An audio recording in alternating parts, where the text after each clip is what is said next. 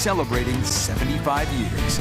And working through the transition your teens are experiencing as they get older can be tough, especially as they head towards more independence. Now, the Family Support Center of Utah has some advice on how to work through these times. Joining us here today is Abby Kraus, the director over what families can expect here at the Family Support Centers of Utah. Abby, tell us a bit about what parents can handle is it normal that teens push back, I should say? Yeah, I think that it's absolutely normal. During like that ages of about, I think we see it maybe like 15 through 25, like we're seeing them start to blossom into teens. We're seeing them really want to start to gain an independence.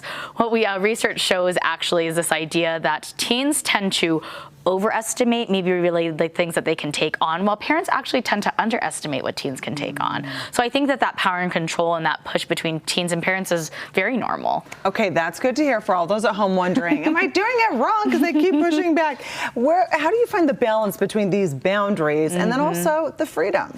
Absolutely. Well, I think one thing is exactly like you said, is understanding the boundaries and the balance. So understanding first is that it is really pivotal to give teens independence.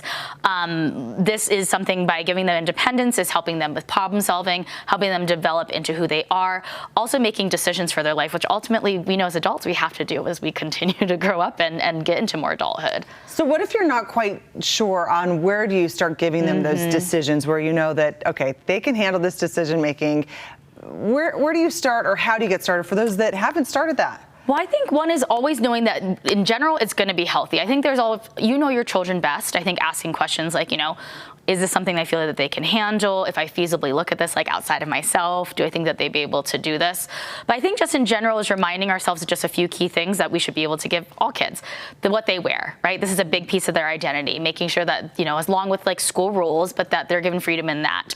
Giving them the freedom to take some risks. Risks we actually are seeing in healthy ways are really, really imperative to a teen's independence and growing. So letting them maybe engage in some sports that might be risky. Another thing that they can absolutely do is I think giving them choice in their hobbies.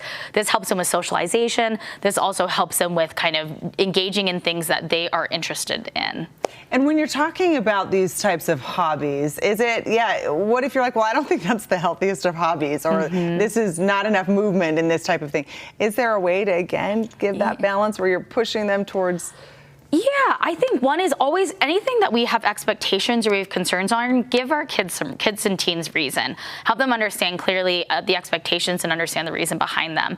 I think too, when it comes to certain risks or hobbies, is understanding that, of course, as parents, you're going to care, you're going to be concerned. I think it's reminding ourselves that we can't save our kids from failure, from feeling sad, from feeling disappointed. Make sure to be there and celebrate their successes while also supporting them in their failures. Okay, I love that. And that is something we need a reminder of, I feel like, again and again and again. What does the research say about more structured parenting contributing to a teen's health?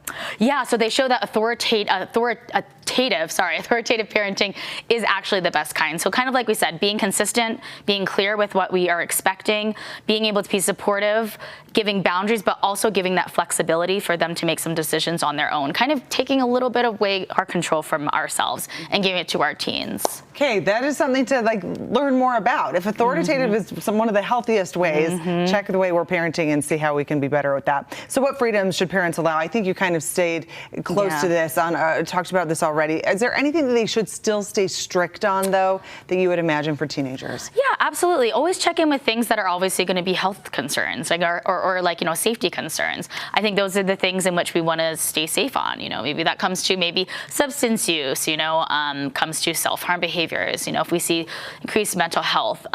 Those are places that we want to be there and we be supportive. But other areas, I think it's knowing that, like I said again, is that putting them in the bubble is not going to always protect them. What is going to protect them is being there and being supportive, being able to work alongside them, being able to give them their independence, but also just knowing that, hey, we make mistakes, but I am going to be there for you along in this process. As they train to make all these main big decisions themselves later on. Okay, thank you so much. Abby Kraus again with the Family Support Centers of Utah. We appreciate your time here today, and I will see you again next week. Thank you. Coming up, Google's first new tablet in 4 years. See how it stays charged 24/7.